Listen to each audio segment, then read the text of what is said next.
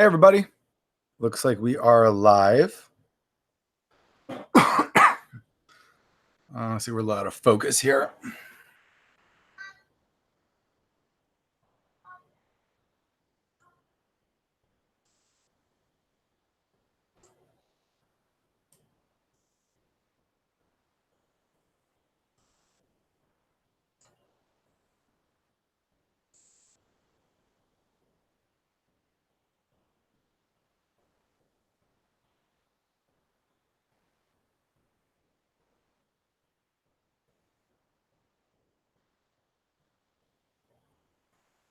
That looks a little better. So what we're working on today is we are drawing mini maps for the Labyrinth adventure game. What that means is how the books can be laid out is that everything is in 2-page spreads. So every 2 pages is a short scene or room or encounter, if you want to think of it that way. Excuse me. And there's going to be a little map that goes along with it. Sometimes those maps are pretty important to understand what's going on, but a lot of the time the scenes are pretty simple and can be easily described with words, but the picture really helps the game master, or Goblin King as they are called in this game, helps them grasp the scene very quickly. So just by flipping through the book, you can look at all of these short little maps and you get a pretty clear sense of what's going on there. So I'll be drawing a couple of those today. They're pretty simple, pretty straightforward. They look something like this. These are some of the ones that I have done before. And Chris over at Riverhorse, which is the publisher, has been doing an awesome job just prettying them up a little bit, adding some textures, adding a little bit of color, and that sort of thing to make them fit the aesthetic of the book. So far, I have got all the way through the first 2 sections of the Labyrinth. Because the Labyrinth is broken up into first the stone corridors, which is the section with just stone walls everywhere, and then the hedge maze, and followed by the wilderness, which comprises the bog of eternal stench, plus just like the general forest area, plus the junkyards or the trash lands. And then the 4th area is the Goblin City, and the last area is the castle at the center of the Labyrinth itself. So the first 2 zones are pretty much done, and now I'm starting to work on the wilderness. So I'll probably be doing a few Bog of Eternal Stench sketches today. I'm aiming at doing about 8 per day, but over the course of this, I'll probably get done, maybe 2 or something like that. How's everybody doing?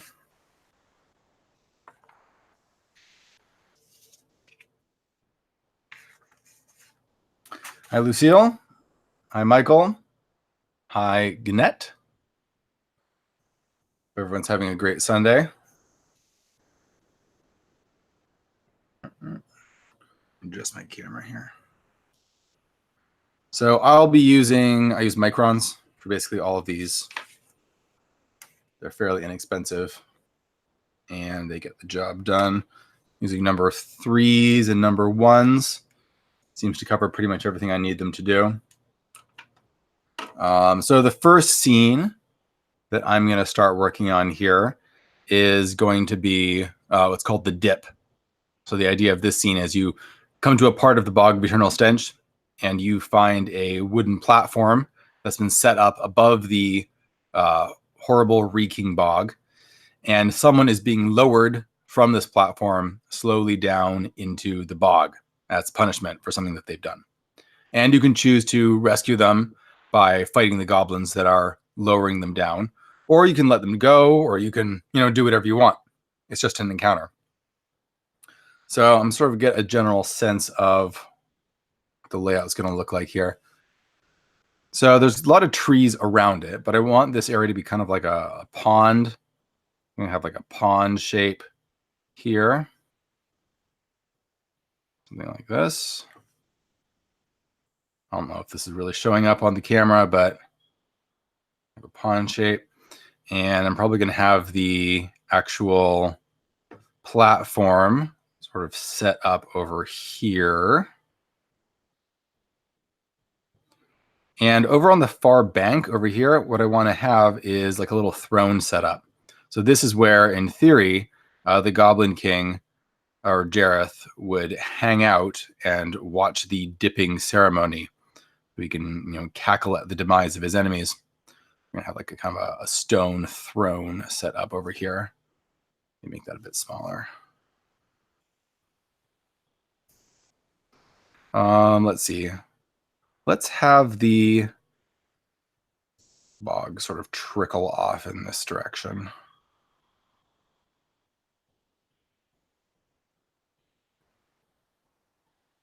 And let's move the platform down a little bit over here.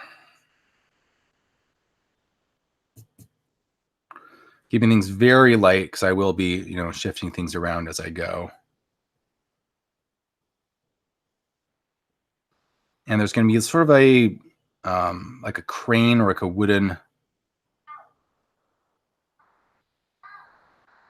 crane that you lower people down from. Maybe there's like a crank on the side of it, something like that.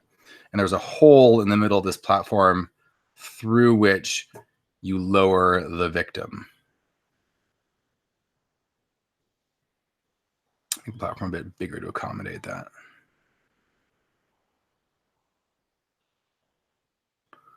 There we go. That looks pretty good. And then there's going to be like a ladder going down from the platform to like a catwalk that leads back to dry land. That's pretty good. Yeah, I figured you won't be able to see the pencil very well, but you'll see it in a second once I get going with the Micron. So we're going to have a little throne over here.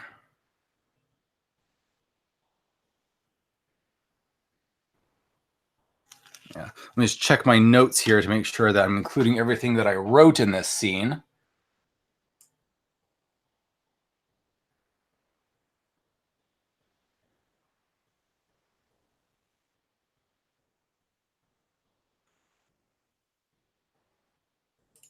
Okay. The throne's on a little stone dais here. All right, that looks pretty good. I need to have some trees probably overhanging the pond. Maybe I have a tree here.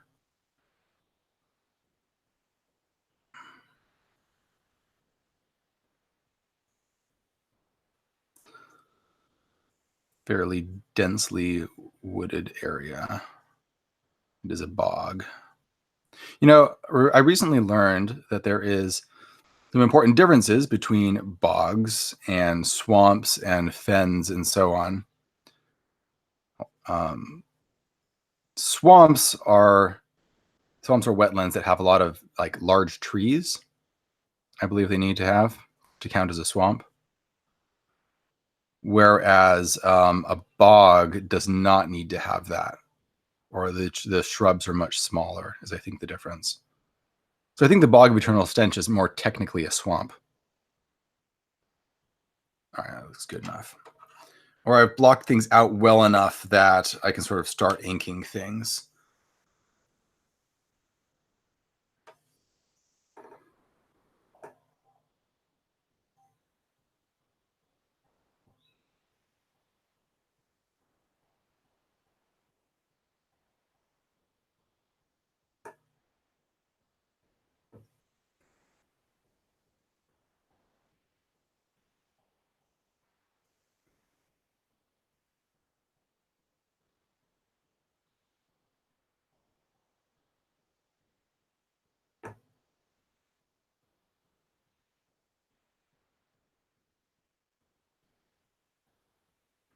Just keeping the shoreline kind of muddy looking. Leaving some gaps there where I can have some trees overhang a bit.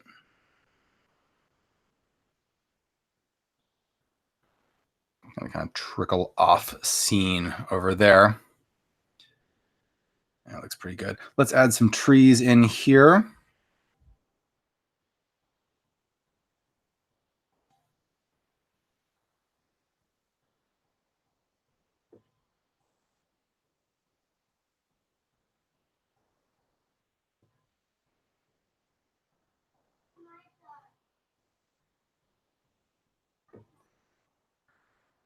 Add a few layers of leaves going up, like so.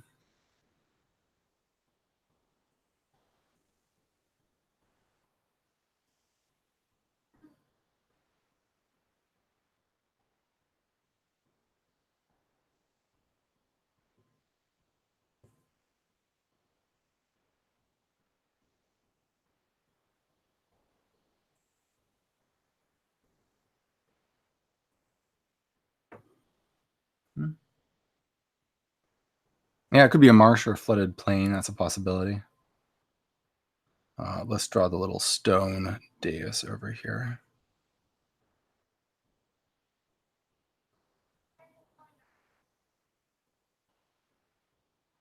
We have a circular platform there. And up on the circular platform, let's switch to a slightly thinner pen here so I can get a little bit more detail.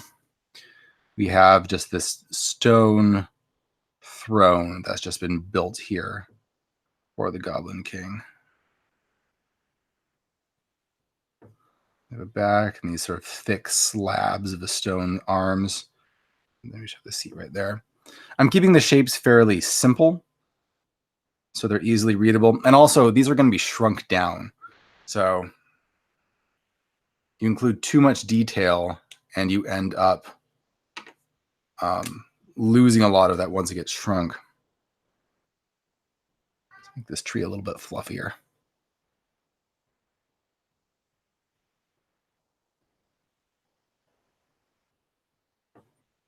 There we go.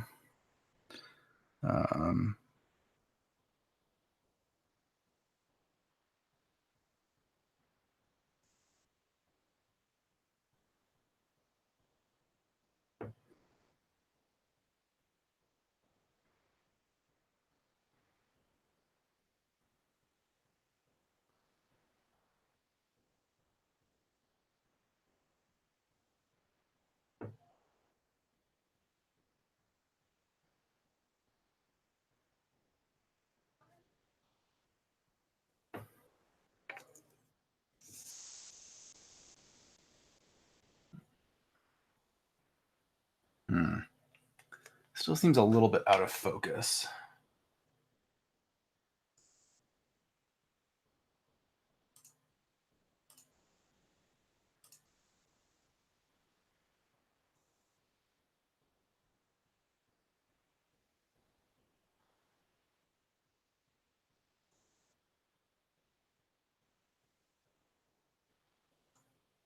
That's a little better. All right, let's get another tree over here, kind of overhanging.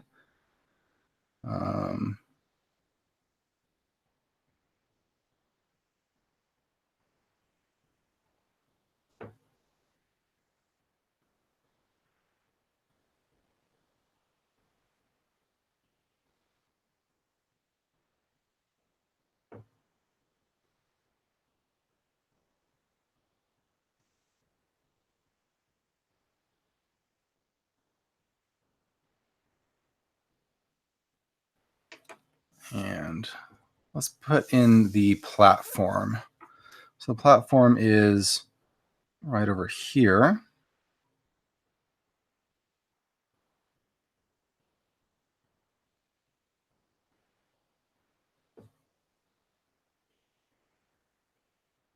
And add some texture to this actual pond a little bit later. Make it a bit, goopier and bubbly.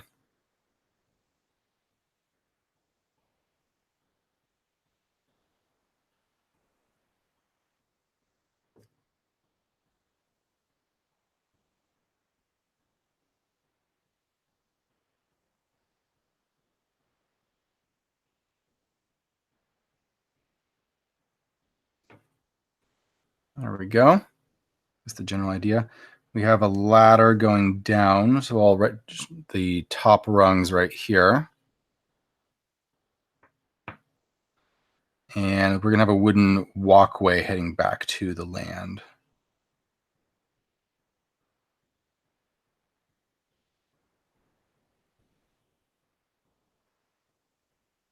Like so.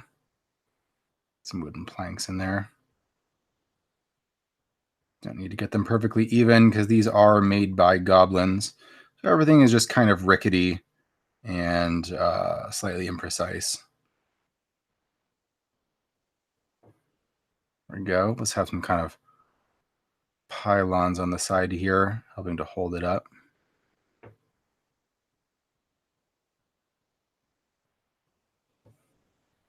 we go.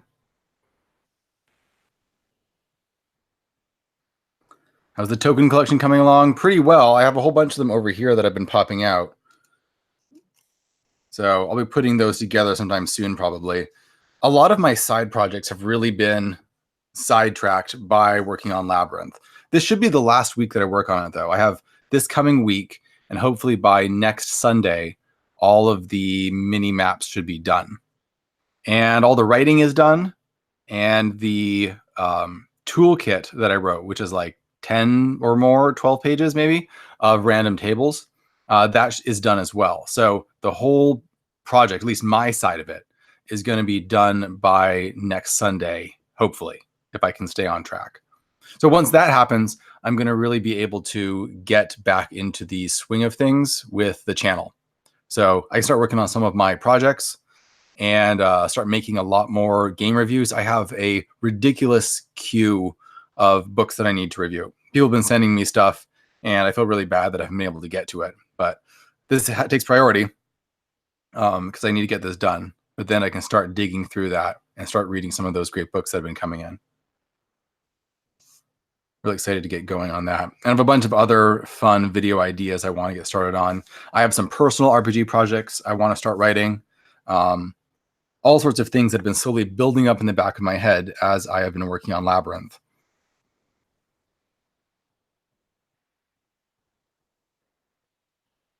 This is by far the biggest project that I've ever worked on when it comes to gaming, by like an order of magnitude or several orders of magnitude.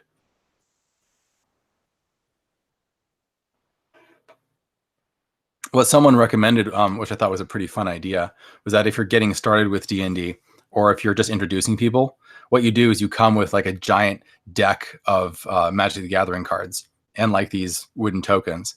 And you just hand like this giant pile of cards to a new player. And it's like, go through that, find someone that you think is cool, that you think looks like how you imagine your character. And they just flip through all of these creature cards and character cards. And like, oh, I like this guy.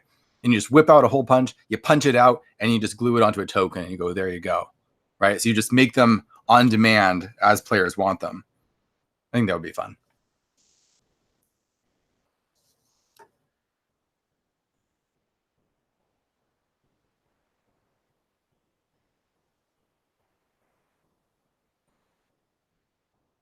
The guys on the Plot Points podcast was it Plot Points? I think it's Plot Points. Was talking about that. And I think they were referring to my video when they were talking about this strategy for making D&D pogs. They didn't mention my video specifically, but I think they were actually talking about it. But I'm really happy to see that other people are trying that out, just given how easy it is to do.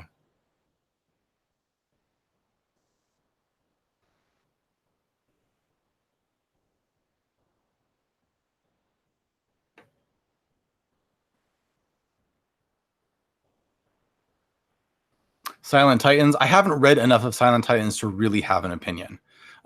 Just looking at the first couple pages or so, it's really a mix of stuff. The advice that Patrick Stewart gives out on how to run adventures is awesome. It's really, really good. I've read a lot of it on his blog before, but it's a great distillation of a lot of core concepts that when you implement them, do make your encounters and your adventures better. So I really love that he included that at the beginning of Silent Titans. I'm not totally sure how well the structure of the adventures work in terms of how weird and surreal the environment of Silent Titans is. I'm not sure how easy it is going to be to run. I don't want to make a judgment on that because I haven't finished reading the book and I haven't run it yet. Hopefully I will be able to do that, but I'm not totally sure. It is nice to see that Patrick in Silent Titans is a lot more terse than usual. I love his florid purple prose. A lot of people complain about it, but I think it's great. But it isn't terribly easy to run. And in Silent Titans, it is much shorter and more condensed. It's all done in this bullet point style. So I think that could definitely help.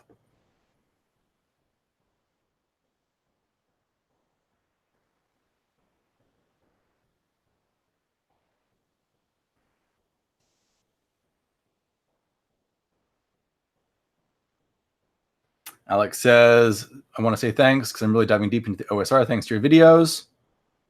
Oh, great. I'm glad the channel is actually helpful for that. It's funny. I was on a very similar route to you when it comes to switching to the OSR from story games. Like, I was a big story game collector for a while. I had quite a few of them. And a lot of them were fun to read, like conceptually. But then I kept playing them and I just discovered that they weren't for me. You know, I just wasn't getting a lot of enjoyment out of them. So it took me a while to discover what it is that I like about playing role-playing games. And the OSR really, you know, clicked that switch. We're like, oh, this is it. This is what I enjoy about it. Or at least the style of OSR games, you know. I'm definitely not very wedded to like the particular mechanics of old school D&D or stuff like that. I didn't grow up with it. It doesn't really have any nostalgic appeal. I just like the high stakes, high speed, very open, very player driven style of gameplay.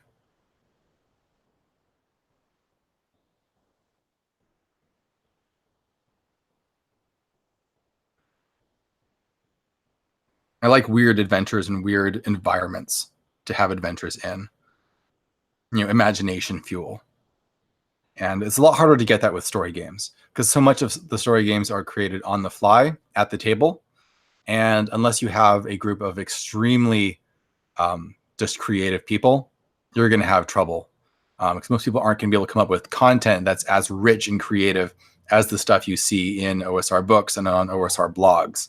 Because that stuff usually, you know, people mull over that stuff for long periods of time. And they develop these settings in depth. They have a clear vision of what they are like. And then they present them to you and you can get lost in this weird world that came from someone else's mind. And trying to come up with stuff like that on the fly on the table, it's just not going to be as rich.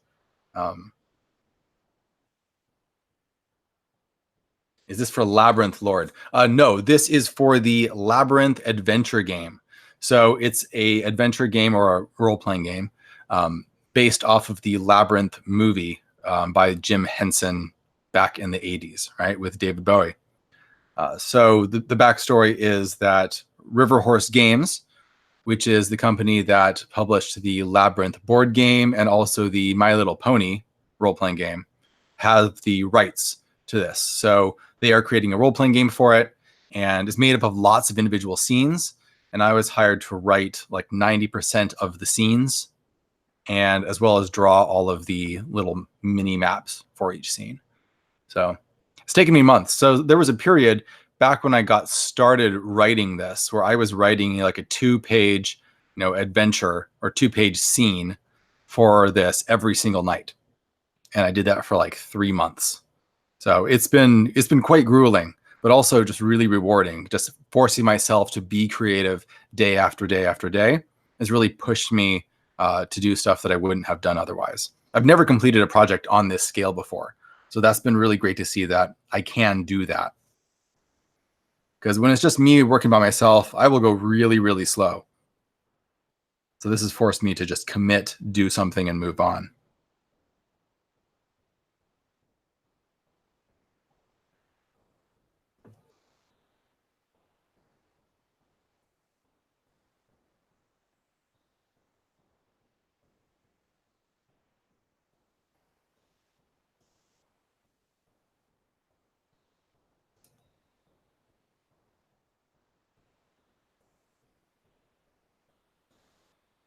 Oh, feel free to bother me as much as you want, Alex. I'm just sitting here drawing. It's nice to have people to talk to. Yeah, it was a little while before I actually started running OSR stuff. I was just sort of deep into the blogs and the books for a while. The easiest place that I found to run them was at my after-school club, because I teach 5th grade. So after school, I run a role-playing game club. And kids are great for OSR-style games because they don't mind the high stakes. They love the fact that it's fast and that it's dangerous and that there's weird, interesting stuff around every corner. I typically run dungeons for them because dungeons are just great to pack into like a 1 hour of gameplay, which is all that we really have. So I write short little mini dungeons, like 1-page dungeons, and we run through them. Some of the characters die, some of them survive, they level up, they get more treasure, and they've been really, really enjoying it. We just wrapped up our last session for this year. And at this point, after I had run several of these one-page dungeons, what I did was I just would give them my one-page dungeon that I had drawn at the end of every session so they could see what I was running off of. And before long, all of them were creating their own dungeons. I would just give them graph paper. And even like during class, when there was like a short break for quiet reading time or something, they would whip out these dungeons. They would bring out the copy of Maze Rats that I printed out for them, and they would use it to start generating their own dungeons. And some of them are just insane, just incredibly creative, weird environments full of stuff that I would have never thought of. And now at this point, our role-playing game club is them running role-playing games for each other. I just sort of supervise. I don't have to do anything anymore because they are learning to be dungeon masters and to take responsibility for the game and be comfortable creating their own rules, creating their own monsters, and so on. It's been really great just seeing them take charge of it so that they're not dependent on an adult to get that stuff done.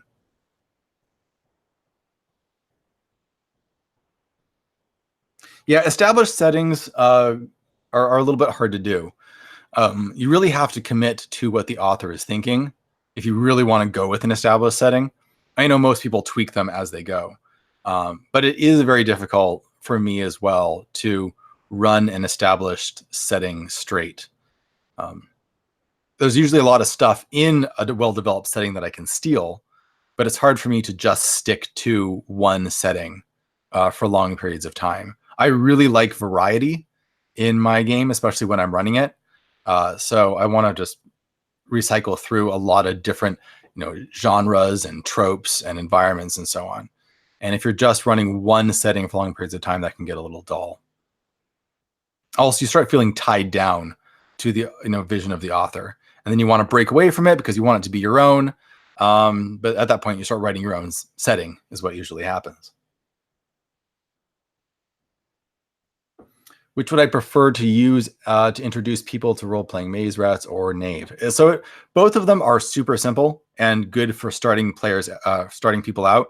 The only real difference between them is that it depends on what you're running them for. Knave is specifically designed to be compatible with OSR products. So if you are running, old D&D modules or OSR modules, then Knave is going to be a much smoother transition for you. Because all the stats are going to fit, all of the numbers are going to transfer over very cleanly, so you're not going to have any trouble there. Maze Rats is good if you don't care about that as much and you're mostly just making your own dungeons. I think it's a little bit faster than Knave, but it's not that much of a difference. They're both very fast. The big advantage of Maze Rats is that it has that giant toolkit that helps you create your own adventures. So even if you're introduced someone using Knave, I would probably give them Maze Rats as well, because those toolkits at the back of Maze Rats are system neutral and you can use them with anything. So yeah, that's what I would do. I'm still developing Maze Rats, actually. There's a new version of Maze Rats that might be coming out at some point this year, next year, maybe. It's in very, very slow development. Ever since I released Maze Rats, I've still been playing it with my 5th graders. And so it's been slowly developing. More house rules are building up. Things are getting a little bit simpler and cleaner. So I'm still working on that. Maze Rats is more like my ideal system for running fast, dangerous dungeon crawl type stuff. And it's been evolving since the first edition came out. Whereas Knave is there if you really don't want to bother doing a lot of converting to run OSR stuff. Because OSR things, the original, those stats don't convert very cleanly to Maze Rats at all. You have to do a lot of just eyeballing for it to make sense.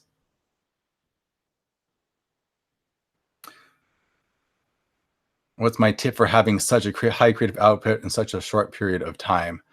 Yeah, well, random tables. So I use a lot of the random tables in Maze Rats, plus a lot of the random tables in things like the Tome of Adventure Design and a lot of the other books I have to just generate a huge variety of ideas.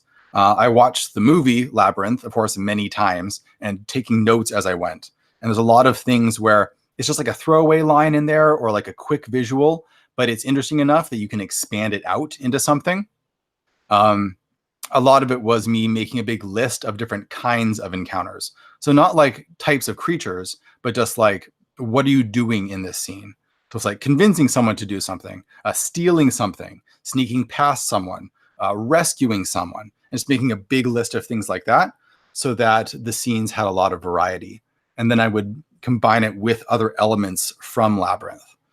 And you can do stuff like looking at other Jim Henson movies as well, because I wanted to have a world that felt like Labyrinth, because it's not just stuff from the movie. I have a lot of scenes and characters and environments that are not in the movie because the movie's only 2 hours long or whatever. So I had to create a lot of new Muppet-like characters. So just looking at a lot of Muppet design and how those creatures are put together was helpful. Also, a really big resource for me was looking at the book, The Goblins of Labyrinth, which is a concept art book done by Brian Froud and written by Terry Jones. Terry Jones from the Monty Python troupe, and he also did some early drafts of the movie Labyrinth. So it's a book just full of these crazy goblin designs. And the flavor text that goes along with them by Terry Jones is also super creative and very goofy. It's kind of Monty Python-esque, but lots of great world-building tidbits in there. And then I would just scrape all of those and elaborate them into something more interesting, or just incorporate them in one way or another into the scenes. Have I looked as much at Ultraviolet Grasslands? Yeah, I am super excited about that. I know that it kickstarted, and I am eagerly waiting to see when that comes out. I do support Luca over on Patreon, so I love seeing the stuff that he puts out. He's a great person to support. Yeah, Electric Bastionland. I looked at that playtest too. That looked really fun. Into the Odd is such a great rule set. It was a big inspiration for Maze Rats, and it's been a big inspiration for lots of people in the OSR, really. It's just probably the finest distillation of the OSR mentality into like a really short set of rules. So I'm super excited to see that actually become a setting that's more fleshed out, and that hopefully incorporates a lot of the fantastic advice from the Bastionland blog. Because like Patrick Stewart, Chris McDowell does amazing advice in terms of condensing the style of play of the OSR into these short little principles that are much easier to absorb. So that's, I think, one of the big things that the whole OSR scene needs is it needs more books that clearly explain what this style is. Because a lot of people, see the books look really cool, the adventures look cool, but what really sets them apart is the style of play. And that is hard to explain, and it's hard to run without a lot of the background from the theory that takes place on the OSR blogosphere. So more books that incorporate that are really good. Another really good book that did that was Broodmother Sky Fortress. That book is almost like a Dungeon Master's Guide in adventure form. I did a review of that a while back, but that's another great example.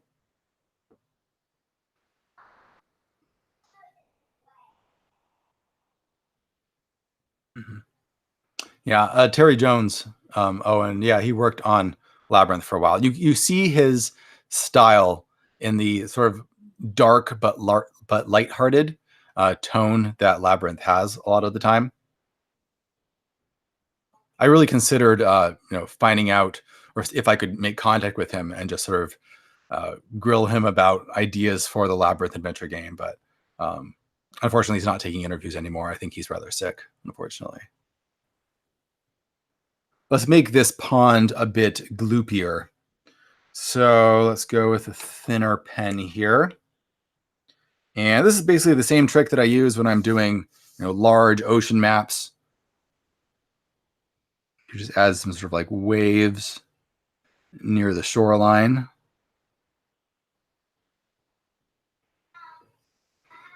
This more clearly gets across the idea that it's full of liquid.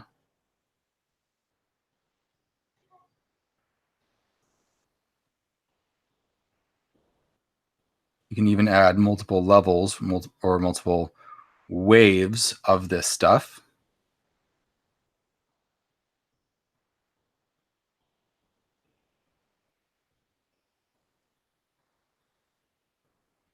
There we go. And this is the bog of eternal stench, so it's got to be bubbling. Let's add some bubbles in here.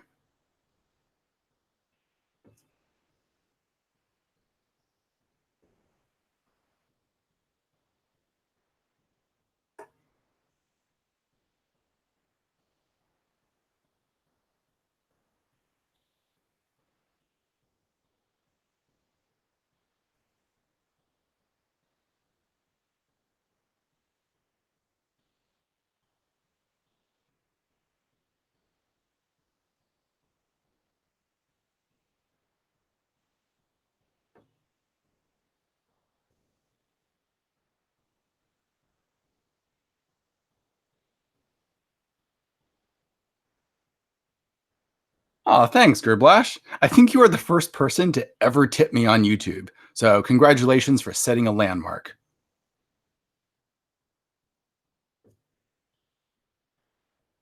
Let's get some more bubbles going in here. More around this platform to make it a little bit scarier when things are dipped into it.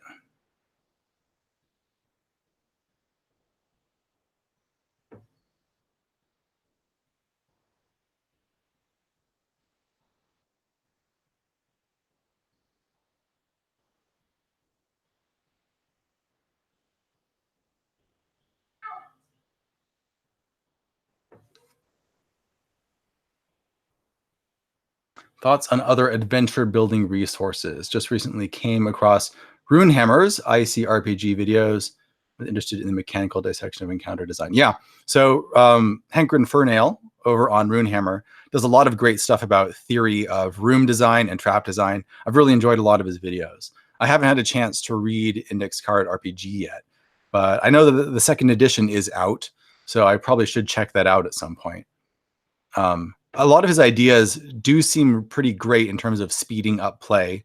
Some of them I'm not totally sure about. For example, the idea that rooms get a difficulty number. Like, I'm not a big fan of that, mostly because everything in the room having the same difficulty would, of course, dramatically speed up the game, but would also just sort of flatten tactical choice, so that like one thing in the room is never easier than another thing in the room. Then it seems like no matter what you do, is not gonna. There's no real choices to make because like everything is gonna be the same difficulty. So you're never motivated to do one thing over another. I'm not crazy about that idea. I like his idea of imagining whole dungeons or whole scenarios as traps, or as like nested traps one within another. Especially his idea of putting timers on things is a really great idea, and a very OSR one too, where you need to have that time pressure so that players are making choices. I think that's great.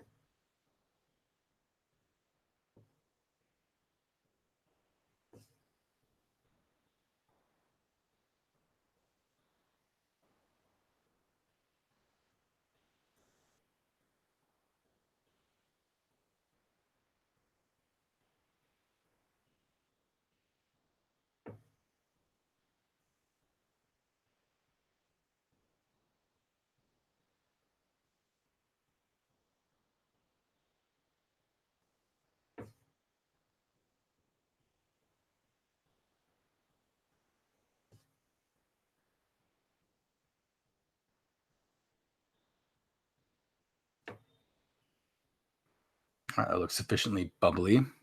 Let's add some wood grain to this platform to make it look a little bit more wood-like.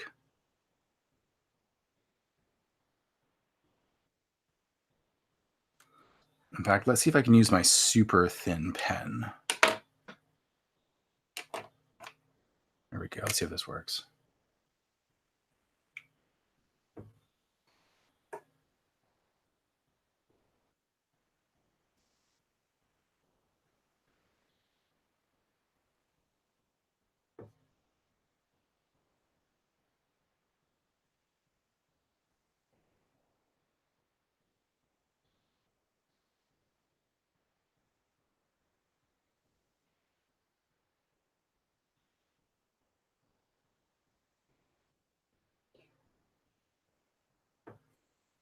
There we go. It's looking a bit better.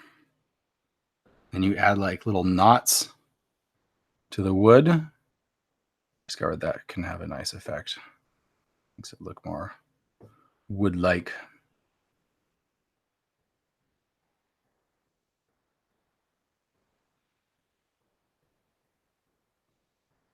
Add thin little traces to these planks to make them look a little bit more like wood. There we go.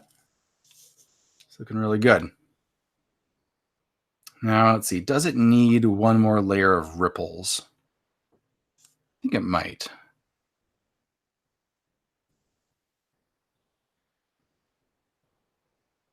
Yeah.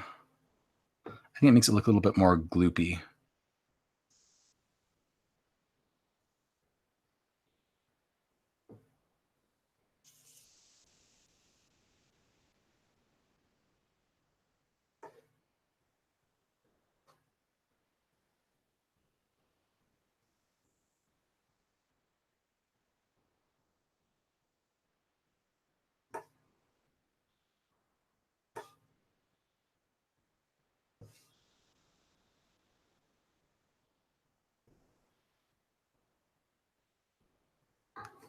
Look a little bit more viscous, which is exactly what you want. All right, that one is looking pretty good. Hi, Dominic. What's popping with you? I'm out here drawing some little maps for the Labyrinth role-playing game. All right, let's get started on another one. I think that one is looking pretty good. So the next one is going to be a scene taken from the movie, which is the scene where Sarah needs to cross a bridge and she confronts Sir Didymus. But in this version, it's going to be a little bit different because we're assuming that this version of Labyrinth takes place modern day or, many years after the movie. So a lot of the same locations and maybe some of the same characters are still there, but everything is not exactly the same as in the movie. So in this case, you're still going to have that bridge, but it has collapsed like it has in the movie. And there's some stepping stones to get across. And a band of goblins has taken over the bridge and wants you to pay tolls to get past. So as usual, you're going to have a variety of options. You can do anything you want. You can try and fight your way past the goblins. Maybe not a great idea. You can try and bribe them. There's going to be random tables for what the goblins want. You can try and confuse them or talk them into joining you. You can try and do anything that you want. You're going to have a lot of different tools at your disposal over the course of the game. As you go on, your characters are going to gain more traits. They're going to gain more items, and they can even gain companions that they pick up along the way, similar to what happens in the movie. So my job is really just to throw interesting obstacles at the player party and see how they handle it. It's really up to them. The main drawback or the main thing that players have to look out for is losing time. So the way that this has been designed, and I did not write the rules. The rules were created by Riverhorse Games, by Chris over at Riverhorse, and some of the other people there too. The rules are that you cannot actually die in the game. There isn't any hit points, but you can certainly be delayed because the whole game is on a clock. It's on a 13-hour clock, similar to in the movie. And if you spend too long doing things, or if you engage in tactics that you're not well suited for, the game master can say, if you fail at such and such a roll, then it's not going to work and you're going to lose an hour. So as the timer ticks down, you need to become more and more efficient and strategic in pushing your way past all these obstacles. That's generally how the structure of the game is going to work.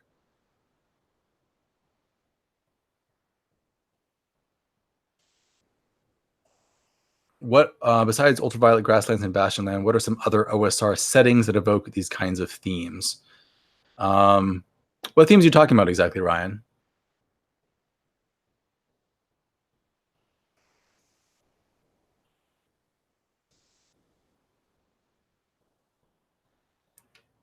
So we need to have a bridge, and the bridge is going to be broken in the middle. So we're going to have two areas of land, right? Similar to what we see in the movie. Let's actually have those a little bit closer together.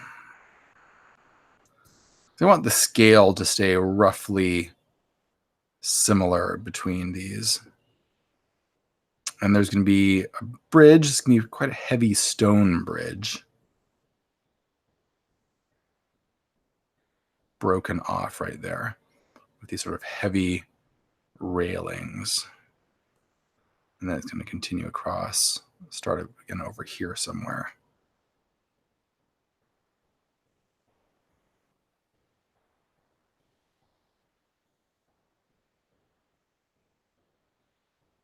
And then there's going to be like these stepping stones nearby. Seem to remember it looking like this in the movie.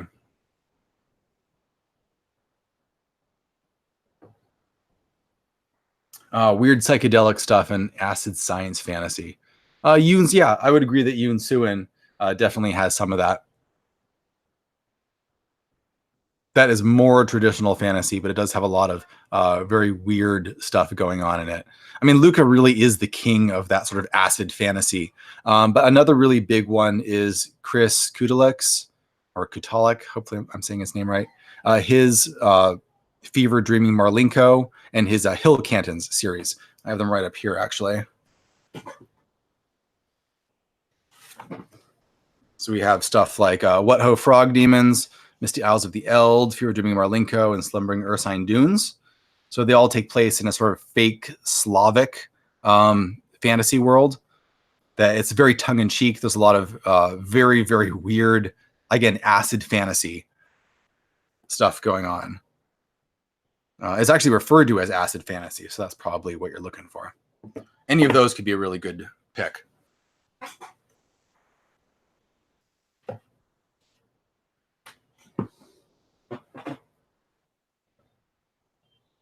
Any chance you review any new DCC modules or other stuff from Goodman Games? Yeah, I probably will at some point in the future.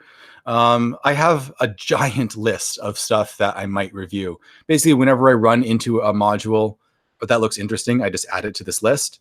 So I'll probably get to them eventually. What are some of those things? The American Survival Guide, right? That one looked really interesting.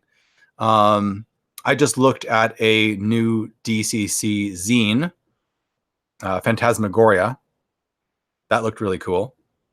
So yeah, I haven't played that much DCC. I played a little bit of it, but I'm not into that scene as some other people. It's so cool to me though how DCC has such a loyal following. I think that's really great that it's managed to build that up around itself. It is a little too slow for me, I think is what it is. The fact that every critical has a huge table you have to roll on, every spell has a huge table. There's just like enough subsystems that even making an attack or casting a spell requires you to look things up and roll on tables, slows things down a little bit. I mean, it's paid off for by the fact that you get a lot of crazy results coming out the other end. But I'm not sure if it's worth the trade-off for me. I'll still play it with people though.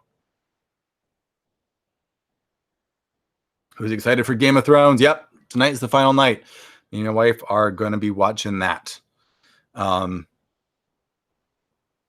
don't have hugely high hopes. I mean, I'm pretty sure I know how it's going to turn out. I think most people do. They could have some tricks left up their sleeve, but I don't expect any huge surprises at this point.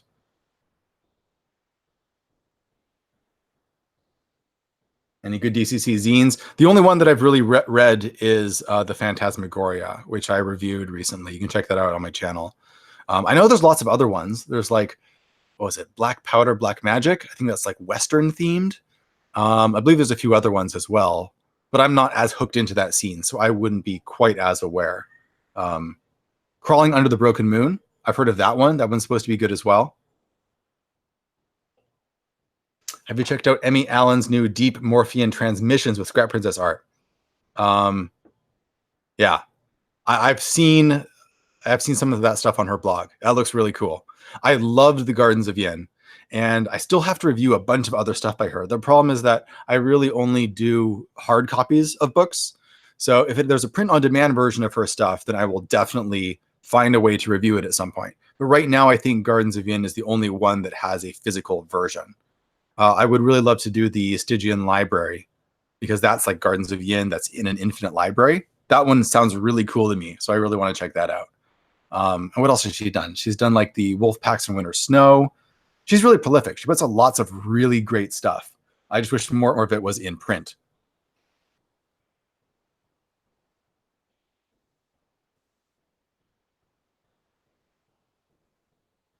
You know what? I'm going to look on YouTube real quick and pull up this scene from the movie, because I do want it to look kind of like the movie.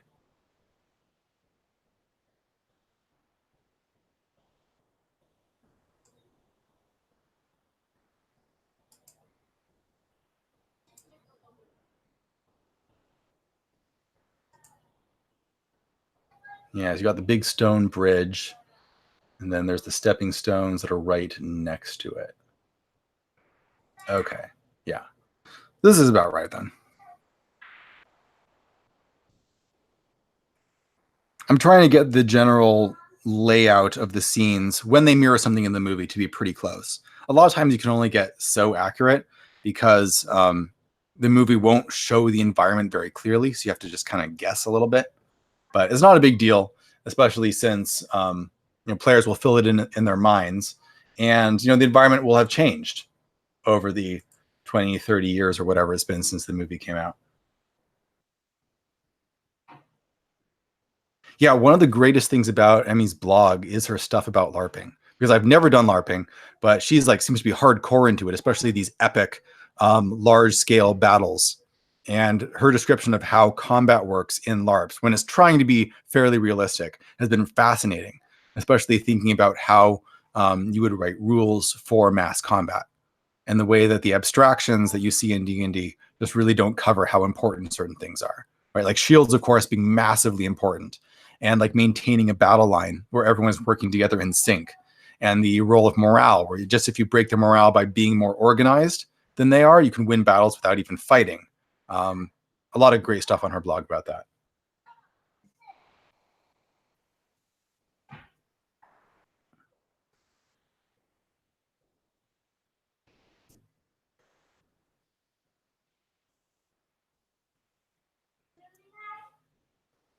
Let's see, there's like a big tree right near that side of the bridge. And the bridge kind of curls around like that.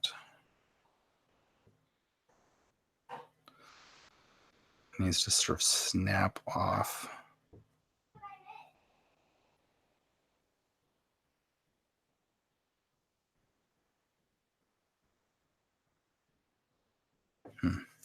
Might have some pieces of masonry sort of floating in the gunk down here.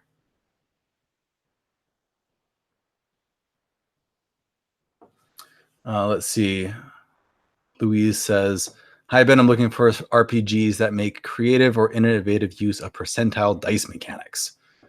I mean, I don't play a lot of games that have percentile dice mechanics. The ones that pop to mind immediately are Mothership, which is like the gold standard for sci-fi horror. So if you're looking for that, I would check that out. Zweihander uses D100s. The new Warhammer, of course, is a percentile system. I've been looking a lot at basic role playing, which I've never played, but I've been fascinated by Mithras because I've been into this sort of rules light, high speed OSR for so long that a part of me is also interested in the opposite end of the spectrum. So there's a part of me that really wants to run a very gritty, realistic, medieval level role playing game using something like Mithras, which is basically RuneQuest 6, but with the RuneQuestiness stripped out. And that uses a D100 system. And what I really love about that is the combat, given that you make opposed rolls to try and win battles. But then like the degree of success that you have, like if you're 10 or 20% or 30% higher than your opponent, you get like bonus effects to do combat maneuvers. So combat maneuvers are super common. And so during a combat, people are like knocking each other to the ground, trying to spear one another, tripping each other, forcing someone to surrender by holding a knife to their throat. There's a lot of this dynamism that you don't really get out of the abstraction that you see in D&D. So that's been really interesting to see. A lot of people say that it is fairly crunchy, but the trade-off for that is that you're not going to have a whole lot of rounds of combat because it's realistic and therefore very deadly. Where there's a lot of real innovative stuff happening in the percentile scene, I really couldn't say though. Most of it, the big advantage of using percentiles and D100s is because it's intuitive for players. Because if you have like a 65% written on your sheet, that means you succeed 65% of the time. People get that right away. You don't have to teach layers of mechanics because it's self-explanatory. So I think if you're using percentiles, there's an incentive to keep things as intuitive as possible, since that's its big selling point.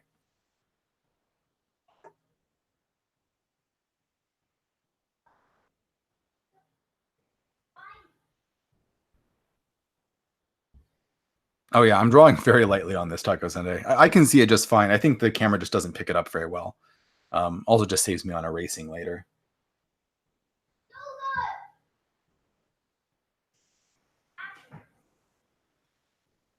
All right, that looks pretty good.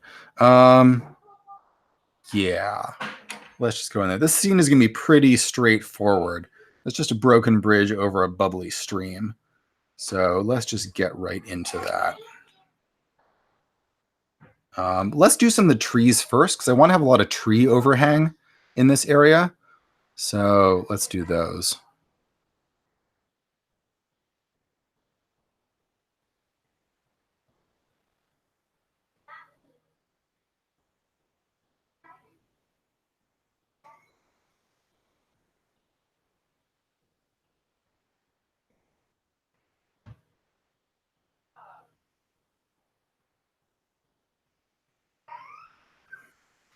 Like a big tree over here.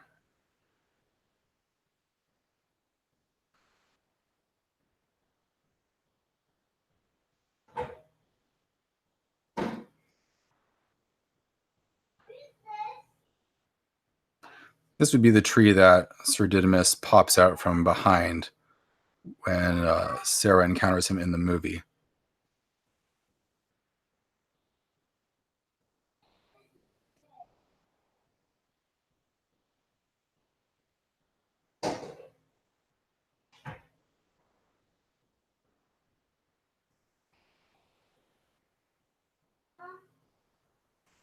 There we go. That looks pretty good. Let's start getting the stone bridge in here.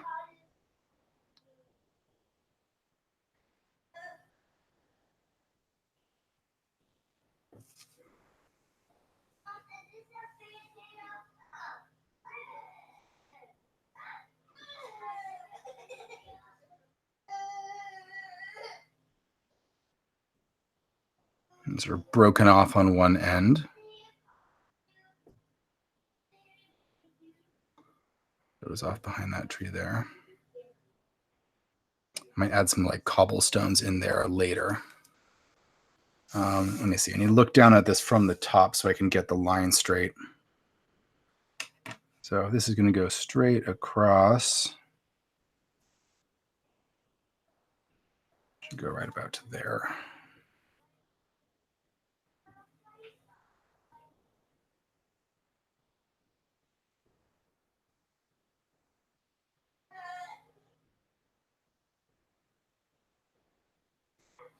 All right.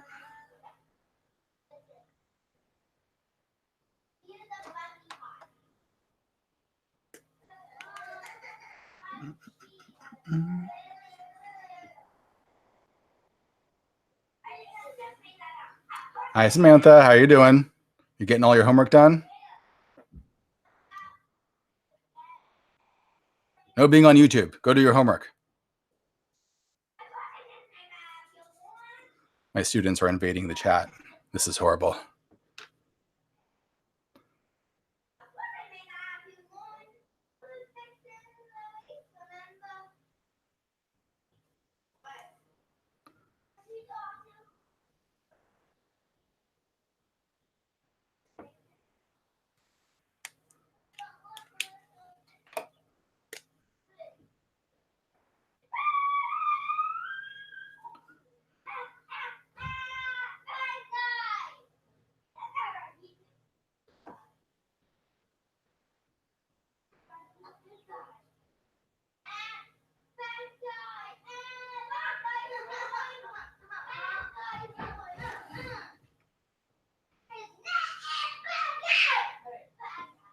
There we go. Looks like my kids are losing control behind the scenes. It's nap time. Kids are getting squirrely.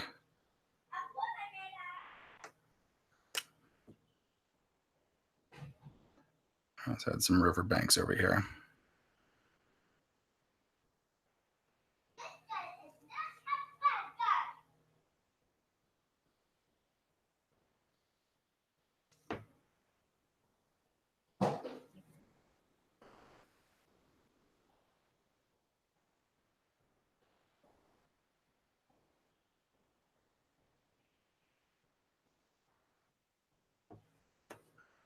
There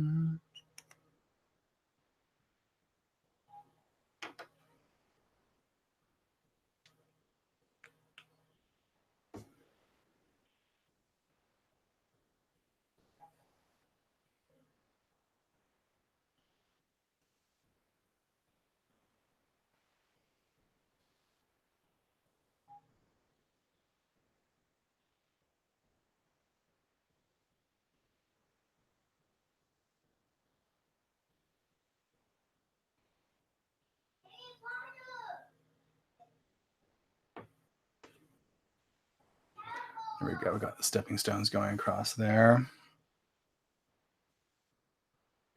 And that's looking good. I'm not sure about the end of this thing right here. See if I have to touch that up in post. That's the problem with going straight to pen. If you mess something up and then you have to go fix it digitally a little bit later. That's okay. And we'll add some more trees and maybe a little bit of brickwork to that. And I think it'll be looking pretty good.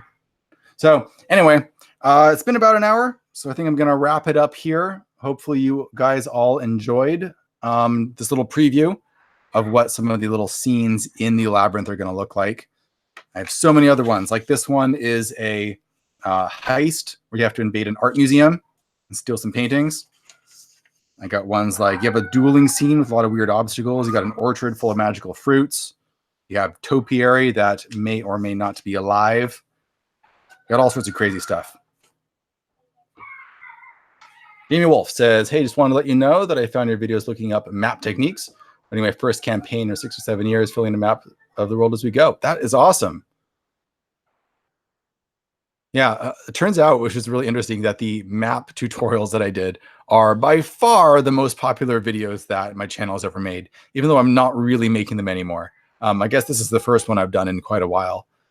Maybe I should make some more of those. They seem to be really popular. But I'm just doing more D&D stuff recently. Anyway, thanks for hanging out, everybody. I really appreciate it. It helps keep my mind occupied while I'm drawing these things. And I'll be seeing you guys soon. Thanks for watching, everyone.